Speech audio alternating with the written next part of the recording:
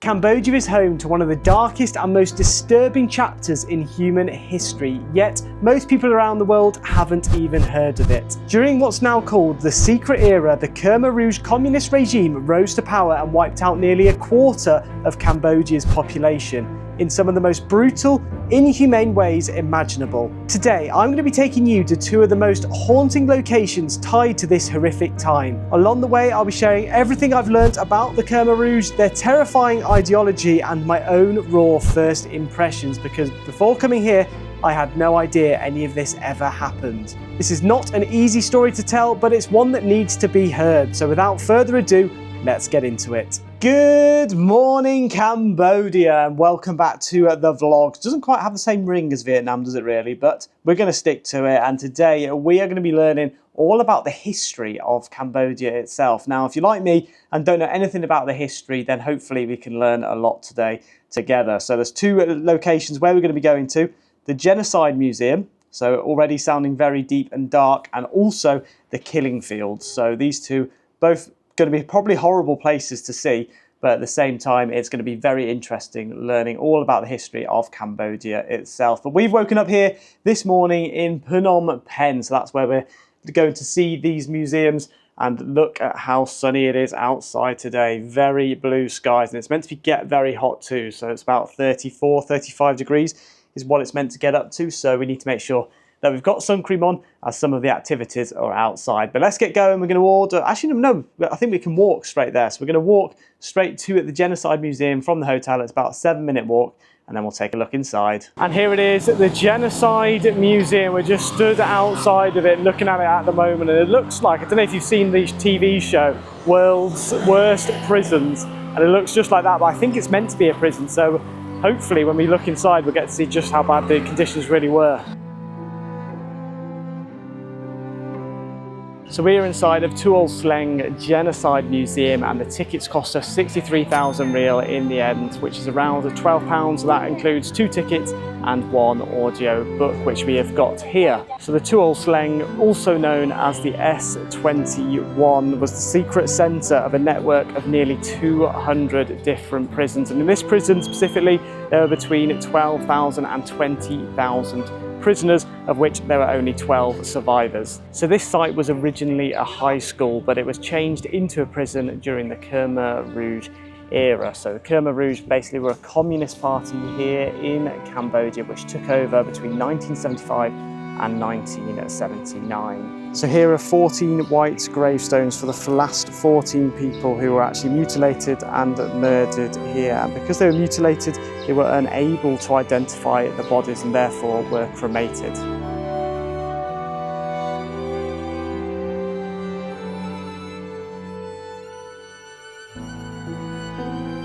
So this is building A, where people were detained and tortured, and the last 14 remaining people were actually found in these prison cells, mutilated.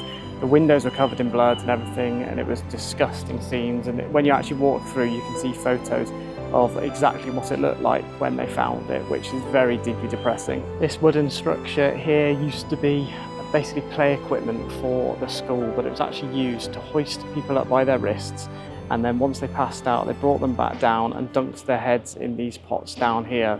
These pots were filled with human waste and dirty water, and it was a horrific experience for the prisoners.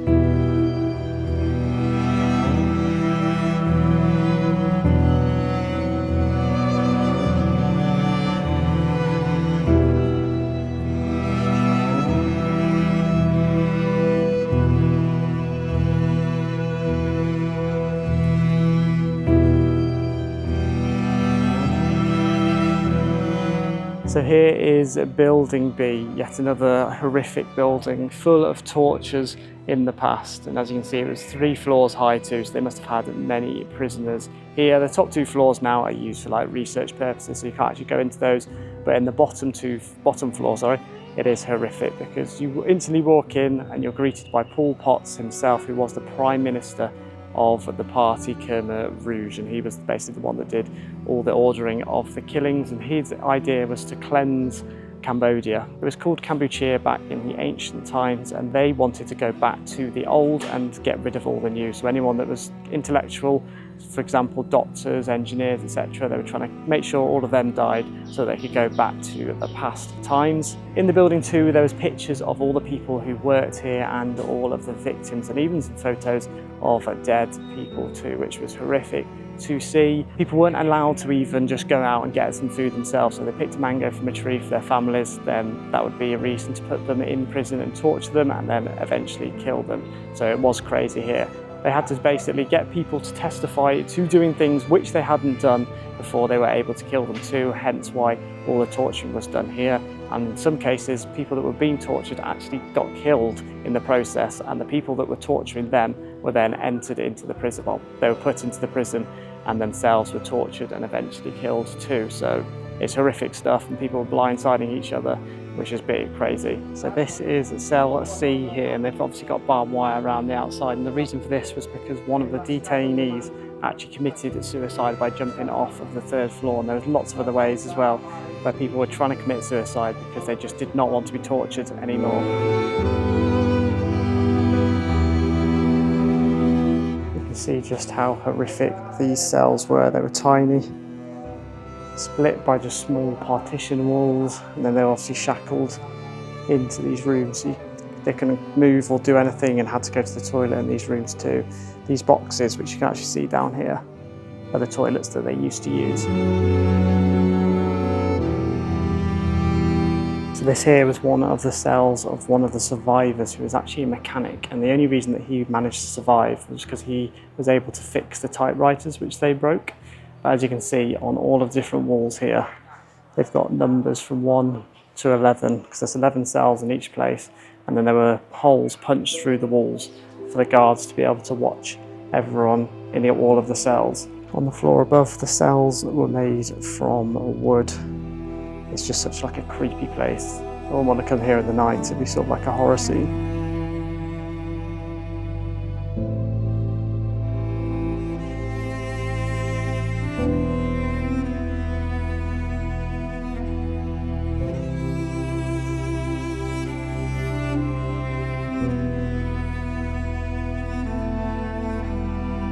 So the final building which we went inside here is building D, and that one was very, very disturbing. So there was all the skulls and stuff which had been collected from mass graves. There were over 300 mass graves too, which is horrific. And then also there was lots of paintings from one of the survivors, because basically if they survived, it was usually for a reason. So they were either a painter, a mechanic, there was a translator. So out of the 12 survivors, 7 of them had a purpose, which is why they survived, and a job which was useful for Pol Pot and the Khmer Rouge. There's a large photograph of a mass grave too in there, so really disturbing stuff, and it's horrible just to see it all, but it's really interesting and everyone really should be knowing about this. Finally, this is the memorial, and obviously you can see all the plaques down at the bottom with all the names of the different people who were actually killed at this site. On the way out, some of the survivors were actually sat there with their own books which they had written of their experience. They were telling us all about their life here in S21, and it just all sounds horrific. So that is going to be it for the Genocide Museum, and we obviously learned quite a lot there about the 4 years between 1975 and 1979 during the Khmer Rouge, and it sounds horrific. And if you ever do come to Cambodia, to Phnom Penh, I definitely recommend visiting that museum because it is really insightful, and it's stuff that I've never heard of before either, and it is known actually as the secret era too, so it is horrific. Next up on the list is the killing fields. That's obviously where they take them from the genocide prisons to the killing fields. But before we do that, we are starving. We thought we were going to be there for just 2 hours. We ended up being there for almost 3. So we have come to one kitchen for food, and this is what we have ordered. So Beth has got the vegetarian noodles, which looks very nice. And then I've got a strawberry smoothie, well, fruit shake actually, and chicken teriyaki dish too. But let's give it all a try, starting off with a strawberry shake, because I'm very thirsty right now. That just tastes good. It actually tastes a little bit like a strawberry milkshake that you can get at McDonald's. So that is very nice and refreshing. Then we'll try a little bit of the chicken teriyaki on the top. We know what rice tastes like. That is really nice. I do like teriyaki sauce, so chicken teriyaki is definitely one of my favourites. We actually saw on the menu too, it said, what is Cambodian food like? And it's basically Thai food and Vietnamese food make food very spicy, whereas Cambodia, they dull down the spice So I'm going to be a lot happier eating here. We've just ordered a grab tuk-tuk. Take a look at this. This is our whip for the ride. It's going to be about a 20-minute ride to the killing fields, and it came to 17,700, which is around £3.44. So it's definitely the cheaper option. You can obviously get a grab taxi if you wanted to, but it's slightly more expensive, only by a couple of pounds. But we're obviously trying to save money, and it is also a warmer way of getting there. There's quite a lot of vibration too, so if you do need a wee, I'll definitely go before, because otherwise you will definitely be needing a wee whilst you're on the journey or when you get there.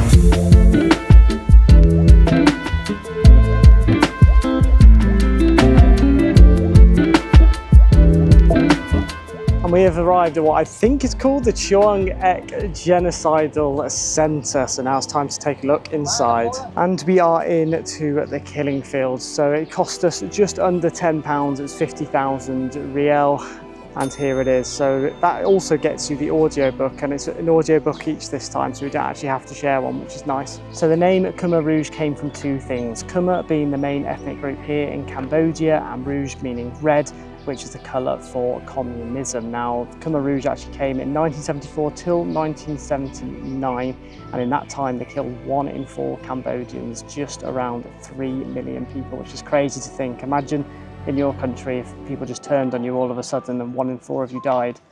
Pretty mental. So this location here is where the trucks used to drop off the prisoners, and then there used to be a mud hut here where they were either kept to be murdered the following day or they were murdered on the same day. There used to be many buildings here, including the executioner's working office, the ceremonial kiosk, and more. But the reason that it's all gone now is because when the Vietnamese took over, the people then decided that they would move back into Phnom Penh, and because they didn't have much in terms of food, shelter, or anything, they stole all of the things from around here, including the structures. So we're now making our way over to a mass grave, which actually held 450 different people who died, which is crazy and also very sad.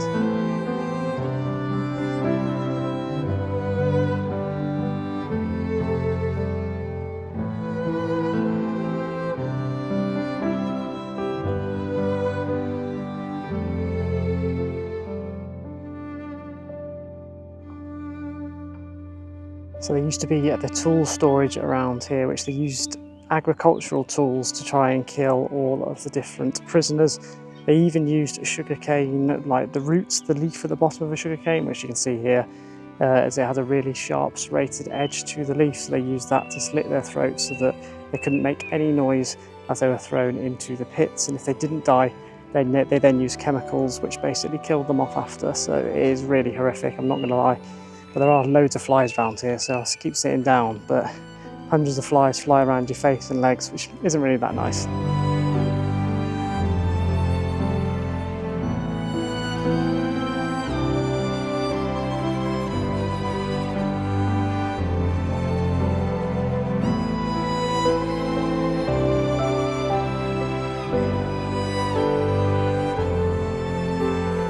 So in the next section you get to walk around a really peaceful lake and basically listen to all of the survivor stories, and they're horrific. Some of them are from people that obviously survived but actually did the killings because they were forced to do the killings, and then some of them are from people that have witnessed other people get killed, and it just sounds horrific. Some people were even worked to death by anchor, so they were maybe working in the orchards, working to clean up the paths, toilets, anything, and people were just dying on the spot because they were underfed, and it just led to exhaustion and eventually death. So it's really a horrific time, I'm not going to lie. Next up is another mass grave with 166 victims, but these were actually from the Khmer Rouge clan. So basically these soldiers were ones that they were seen as traitors and were all killed in this mass grave. They were from the east side and they were seen as working with the Vietnamese, and so they were all instantly killed, put in this mass grave, and again another horrible view. Clothing from a lot of the victims was kept in this glass box, and you can actually see like children's clothing as well as blindfolds and other fabric which was used to tie them up or to just blindfold them from seeing anything that was going on. Then a second glass box housed all of the teeth and all the victims' bones and stuff, which again was really horrific to see, honestly. it has actually been mind-blowing that this happened and I didn't even know about it. And then finally, this here is the memorial stupa where all of the skulls and remains have been kept in here as remembrance for all of the victims during the time between 1975 and 1979, the Khmer Rouge era. So it's horrific, but it's good that they've got this memorial. I think on the 20th of May, they all celebrate their lives, which is nice to see.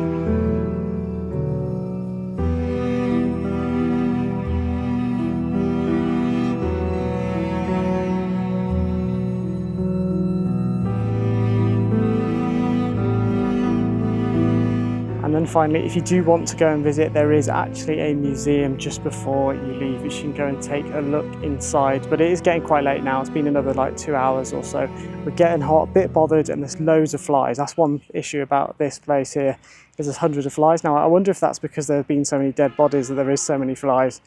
But yeah, they sort of get all over you and your face and your legs. They're very friendly flies. But yeah, that is going to be the end of the killing field. So we are now going to head back to the hotel. But if you did learn anything, do make sure to let us know down in the comments section below. Obviously, this is the first time I've ever heard of any of this, so I may get a few facts and figures wrong. So if you know a little bit more about this, then do make sure to let me know down in the comments section below. I appreciate it a lot. Now, let's get another tuk-tuk back to the hotel. So the tuk-tuk came to 16,600 rial, which is about £3.22, but it's quite a nice tuk-tuk, this one. So it's got sort of like leather seats, and it's actually got a fan up here too, but you can't really feel the fan when you're going at high speed because you're just getting the wind from the outside, which is quite a warm wind.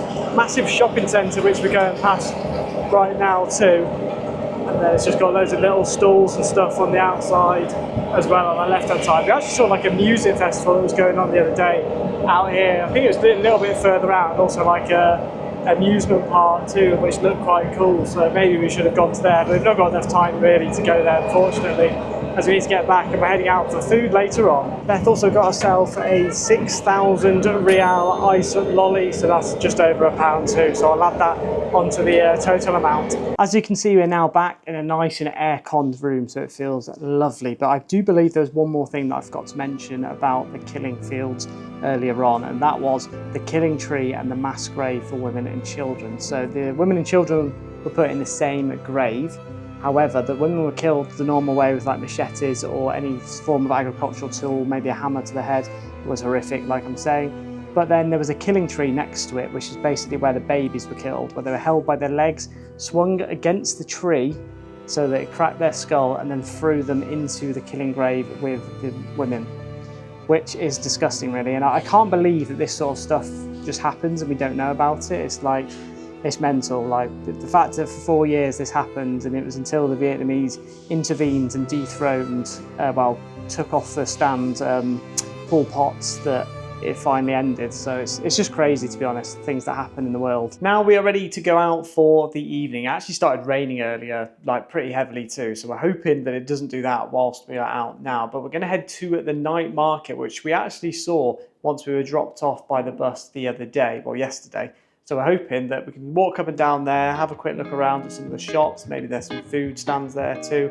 If not, we'll go into a restaurant and get some food from there instead. But we're now ordering a Grab tuk-tuk to take us there.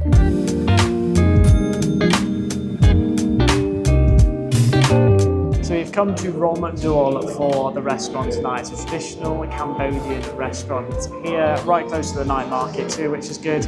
And I've ordered another Cambodian beer, but this time a draft beer, so it should taste a little bit nicer. And it cost me just 60p, so could get smashed tonight.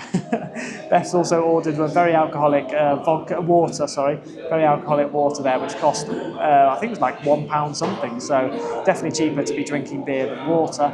And then we've ordered our food. So it's one's a curry, so one's a Khmer curry, which is what Beth's having, and then I'm having what's called a Khmer amok. So both Cambodian traditional dishes, but mine looks a bit like a curry too, so we'll have to taste them and see what the difference is like. And I've ordered it with tofu so that Beth can have some as well. So once it's arrived, we'll give it a try. And now the food has arrived. So this is Beth's Khmer curry, which looks really nice. It's similar to like some of the other curries that we've had in Vietnam.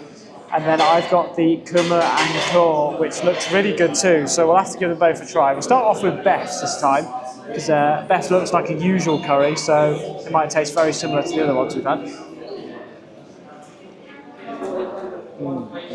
That's nice. That's actually got really good flavour. And it does taste fairly similar to some of the ones that we've had before. Now we'll try mine. Mine looks a bit more solid, but it's quite cool how they've done it like a leaf bowl almost. So let's give it a try. So yeah, mine's more of like a paste. That's really nice too. That's more fresh. You can taste like the lemongrass in that. Whereas with that one, it's more like a usual curry that we have like in Thailand and Vietnam. So overall, really good choices. So we're going to enjoy our meal now, and then we'll hopefully head over to the night market to see if it's getting lively over there. So the food came to just £12.90, and I think from now on I'm going to show it all in dollars and real, because every single restaurant, shop, whatever we go to, accepts both the dollar or the real, and usually it's actually in dollar rather than real itself. But we're now heading our way over to the night market, which is just over here, and they've actually closed these big roads off, which is quite good because now there's no bikes or cars coming down here, so it's like a really open and wide veranda you can walk down. And here it is, the Phnom Penh Night Market. It's actually got a little bit of a stage at the end where they've got people performing, so that's pretty cool. We'll have to go down and look at that. But so far all we can see is lots of clothes, and it's got thankfully no winter clothes like they had in Vietnam. And they've got some jewellery, watches, belts. Not seen any designer stuff yet.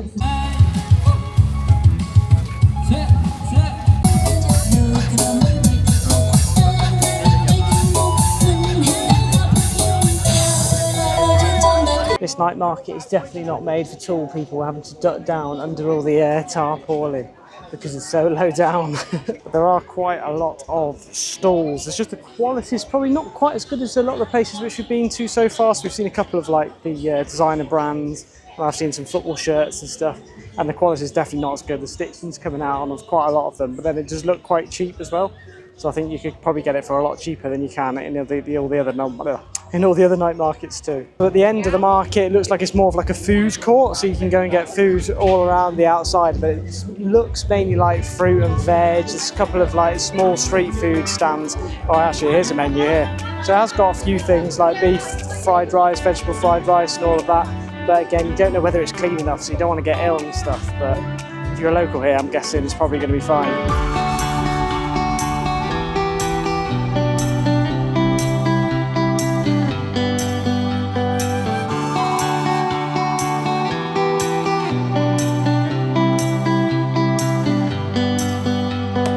It was really cool to see the night market, but it was a little bit sort of outdated. Like all the clothes and stuff just felt like they were from 10, 11 years ago rather than what the fashion is right now. So we didn't really see anything that we wanted to buy.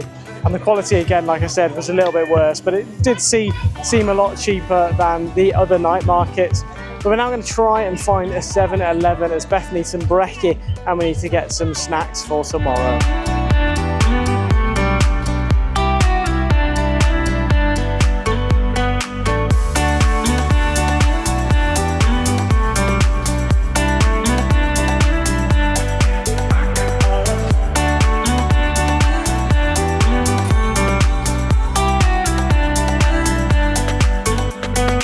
And we are back in the hotel room. So we got a tuk-tuk back, which only cost us £1.13, and then the food that we got was about £3.80, I think, £3.85 or something. And we actually was able to get some cereal, which was good, and some milk too, and then a couple of other snacks, which we actually got from Smile. So the 7-Eleven was opposite Smile, and we had a look in the Smile one, which looked like a sort of knockoff 7-Eleven, but it actually had so much better things. Loads of English chocolates and cereals, English milk, crisps, everything that you wanted that you can get in the UK was in there, whereas the 7-Eleven didn't even have cereal, let alone any other cereal. So that was really good. And now we're going to head off to bed. So we've had a very deep and dark day, to be honest. The Genocide Museum was really good though, and the Killing Fields. Definitely recommend going to see both of those. However, you will come back just seeing your life in a different way, because honestly, we are so lucky that nothing like this has ever happened to us in the UK. But I do hope you all enjoyed the vlog, and tomorrow we're going to be heading out and doing a couple more activities here in Phnom Penh, followed by going on the evening back to the Bassac Lane. So we're looking forward to that. And if you did enjoy, do make sure to smash that like button and subscribe if you want to see some more of these vlogs. We've got them coming out every other day at the moment, so it's pretty good, and I'll see you all in the next one.